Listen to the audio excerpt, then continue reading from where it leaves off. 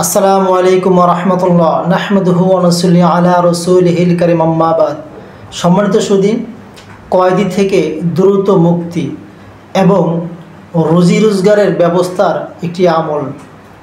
প্রিয় ভাই, সূরাতুল ফাতিহা, এই সূরাতুল ফাতিহা কেউ যদি এই সূরা ফাতিহা অন্যান্য নামও রয়েছে, যেমন সূরাতুল ফাতিহা, উম্মুল কিতাব, সূরাতুল শিফা, সূরাতুল ওয়াফিয়া, কাফিয়া, হাম, সালাত, এইরকম করে করে প্রায় 14টা নাম।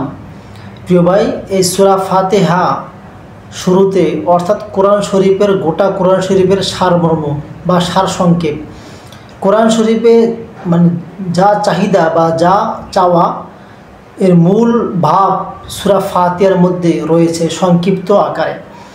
প্রিয় ভাই, সূরা ফাতিহা কেউ যদি দৈনিক নিয়মিত 100 বার করে পাঠ করে আল্লাহ তাআলা তার সহযোগী হবেন।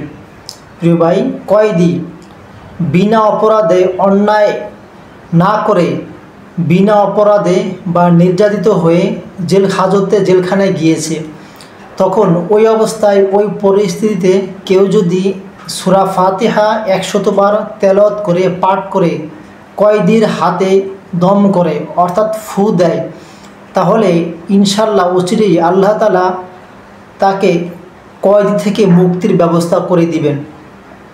এমনকি যদি গভীর রাতে বা শেষ রাত্রে এই সূরা ফাতিহা 41 বার করে পাঠ করে, তাহলে আল্লাহ তাআলা তার রুজি রোজগার রিজিকের ব্যবস্থা করে দিবেন। প্রিয় ভাই, যদি রুজি রোজগারের ওই দিনের বেলা রুজি রোজগারের ব্যবস্থা না হয়, তাহলে সে পরবর্তী দিনে এইরকমভাবে 41 বার পাঠ করবে গভীর রাতে বা শেষ রাতে। যদি সেদিনও না হয়, তাহলে পরবর্তী দিন ইনশাল্লাহ এরকম করে করে আল্লাহ তাআলা তার রুজি রোজগার কামাই ইনকামের ব্যবস্থা করে দিবেন। প্রিয় ভাই, এটাও স্বতঃসিদ্ধ কথা যে আল্লাহ তাআলা কোনো ব্যক্তিকে, পৃথিবীর কোনো মানুষকে না খাওয়ায় মারেন না।